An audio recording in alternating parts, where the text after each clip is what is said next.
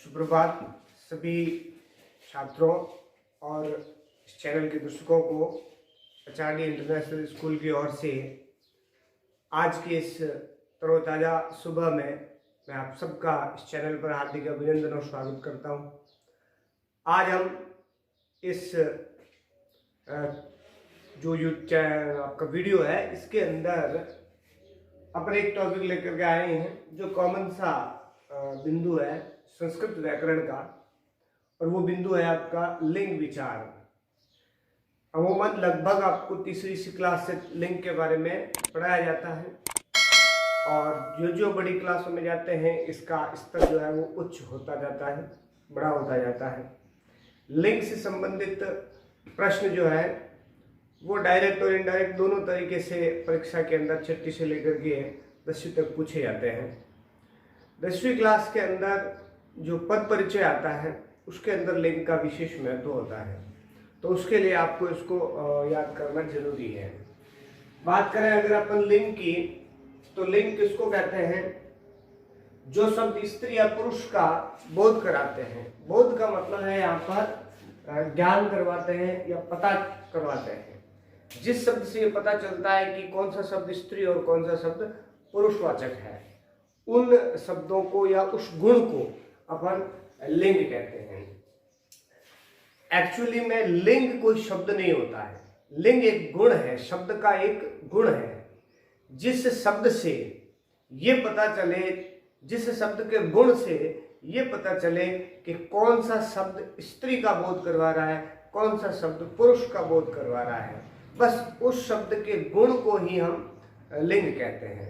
यानी शब्द के जिस गुण से, जिस उसकी योग्यता से पता चले कि शब्द स्त्रीवाचक है या पुरुषवाचक है, तो उस शब्द को अपन लिंग कहते हैं। अब हिंदी की बात करें तो लिंग दो ही होते हैं। हिंदी की बात करें तो लिंग दो होते हैं, स्त्रीलिंग और पुल्लिंग। पुल्लिंग और स्त्रीलिंग दो प्रकार के हिंदी में, लेकिन संस्कृत में लिंग 3 प्रकार के होते हैं। अब वो आपके सामने है। पहला लिंग आता है आपका पुल्लिंग, दूसरा है स्त्रीलिंग और तीसरा है नपुंसकलिंग। ये 3 प्रकार के लिंग होते हैं। अब जो शब्द हमें स्त्री पुरुष का ज्ञान करवाता है वो लिंग है। लिंग संस्कृत में 3 प्रकार के होते हैं। पहला पुल्लिंग है, ये शब्द पुरुषवाचका संति ते पुल्लिंग कथ्यते। इसका मतलब है जो शब्द पुरुषवाचक हैं वे पुल्लिंग कहलाते हैं। पुरुषवाचक होने का मतलब है जो शब्द पुरुष का ज्ञान करवाता है, यानी जिस शब्द से हमें ये पता चलता है कि ये शब्द जो है पुरुष का बोध करा रहा है, पुरुष है, ठीक है, उसको अपन जो है पुल्लिंग कहते हैं। तो जो शब्द, ये शब्द पुरुषवाचका संति ते पुल्लिंग कथ्यते का मतलब है जो शब्द पुरुषवाचक है वे शब्द जो है आपके पुल्लिंग में आते हैं। अब इसको आप सरल रूप में ये भी लिख सकते हैं कि जिन शब्दों से पुरुष होने का बोध होता हो उन शब्दों को पुल्लिंग कहते हैं। अब पुल्लिंग 2 प्रकार के होते हैं।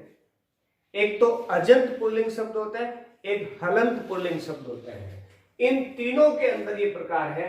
अजंत का मतलब है आपका वो अच प्लस अंत है, अच प्लस अंत है। अब यहां अच का मतलब क्या है? अच का मतलब पीछे हमने संधि के अंदर पढ़ा ही था, अच का मतलब होता है स्वर। यानी कि जिन शब्दों का जो अंत है, अंत का मतलब होता है आपके समाप्त, यानी जो शब्द स्वर के साथ समाप्त होते हैं, जिन शब्दों का अंत स्वर के साथ होता है उनको अजंत कहा जाता है। ऐसे कैसे हलंत शब्द जो है, हलंत के अंदर शब्द आता है आपकी हल प्लस अंत। अंत का मतलब वही समाप्त है और हल का मतलब आपके है व्यंजन। हल का मतलब व्यंजन है, यानी जिन शब्दों का अंत व्यंजन के साथ होता हो उनको तो कहते हैं हलंत, और जिन शब्दों का जो अंत है वो आपके अच या स्वर के साथ होता हो उसको कहते हैं हलंत। तो 2 प्रकार के शब्द हैं ये, अजंत और हलंत। अब अजंत और हलंत का मतलब आपको समझ में आ गया होगा। अजंत का मतलब अच प्लस अंत, यानी कि स्वर के साथ जिस शब्द का अंत होता हो। अगर इनका एक एक उदाहरण देखें अपन, तो जैसे अपन पढ़ते हैं इसको राम। अब राम शब्द के अंदर जो शब्द है वो अंतिम वर्ण क्या है, अ। ऐसे कैसे शब्द देखते हैं अपन, कवि, तो इसका अंत किससे हो रहा है, ई से हो रहा है। किससे अंत हो रहा है, ई से हो रहा है। तो ये सब किसके आ जाएंगे, कैसे आ जाएंगे, आपके अजंत के अंदर आ जाएंगे। अब हलंत शब्द जो ऐसे होते हैं जिनका अंत किससे होता है, आपके व्यंजन से होता है। हलंत का शब्द जो है वो व्यंजन से अंत होगा। तो वो कुछ शब्द है जो हलंत के अंतर्गत आते हैं। अब जैसे आप लिखते हैं जगत, तो पीछे तका शब्द आया है, ये आपका व्यंजन है, तो ये हलंत शब्द के अंतर्गत आएगा। यानी कि जिन शब्दों का अंत हल के साथ होता हो अर्थात व्यंजन के साथ होता हो वो हलंत कहलाता है। जिन शब्दों का अंत स्वर के साथ अर्थात अच के साथ होता हो उसको अजंत कहा जाता है। तो अजंत और हलंत दो प्रकार के हैं। उसके बाद अगर अपन जाए स्त्रीलिंग किसे कहते हैं, तो स्त्रीलिंग की सीधी सी परिभाषा है कि ये शब्द स्त्रीवाचक संति ते स्त्री लिंग कथ्यते।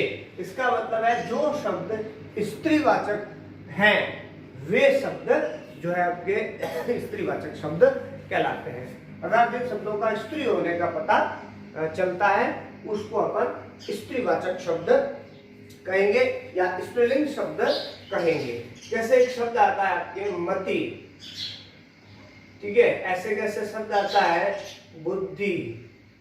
ये ऐसे शब्द है जो इकारांत है, पीछे ई आ रहा है, स्वर आ रहा है, इसलिए अजंत में आएंगे और स्त्री का बोध करवाता है, इसलिए स्त्रीलिंग में आ जाते हैं। ऐसे कैसे हम स्त्रीलिंग शब्द के अंदर भी जो है कुछ शब्द हैं जिनको आप हलंत कहते हैं।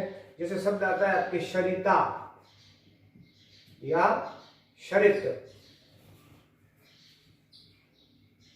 तड़ित, ये ऐसे शब्द जिनका अंत किससे हो रहा है, त से हो रहा है, हल से हो रहा है, इसलिए इसको हलंता वर्ण कहा जाता है, हलंत वर्ण कहा जाता है। तो उस प्रकार यह है कि जो शब्द स्त्री का बोध करवाते हैं, स्त्री होने का बोध करवाते हैं, वो स्त्रीवाचक या स्त्रीलिंग कहलाते हैं।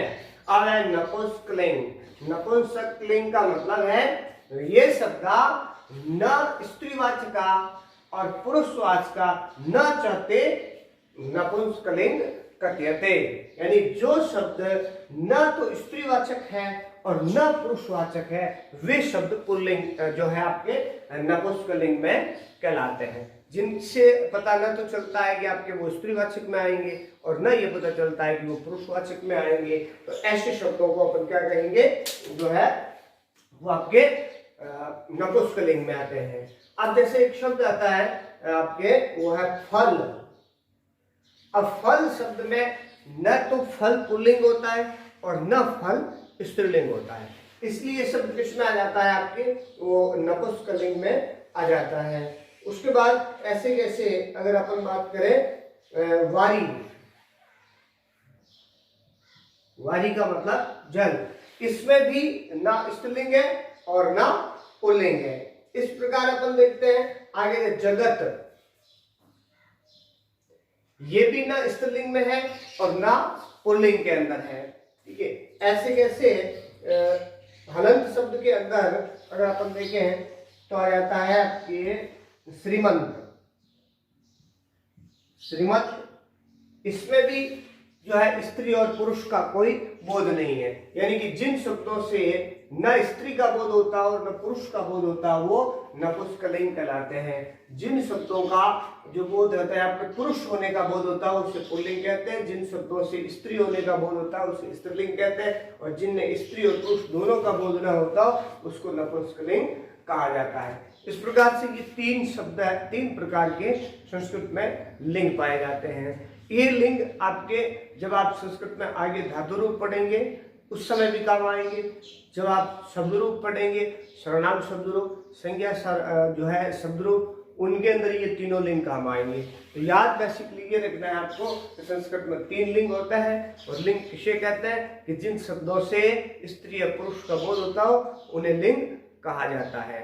इस लिंग को आप आराम से इनको याद करेंगे और फिर अपनी नोटबुक के अंदर ऐसे शब्द ढूंढने हैं जो अकार अजंत पुल्लिंग हो, हलंत पुल्लिंग हो और अजंत स्त्रीलिंग हो, हलंत स्त्रीलिंग हो, अजंत नपुंसकलिंग हो और हलंत नपुंसकलिंग हो। इनके 4-4, 5-5 शब्द ढूंढ करके आपको उनके प्रूफ बनाना है और अपने नोटबुक के अंदर नोट करना है। जो समझ में नहीं आए तो वो आप वापस कमेंट के द्वारा या ग्रुप के द्वारा आप हम तक भेज सकते हैं, हम आपको उसमें मदद करेंगे। Thank you.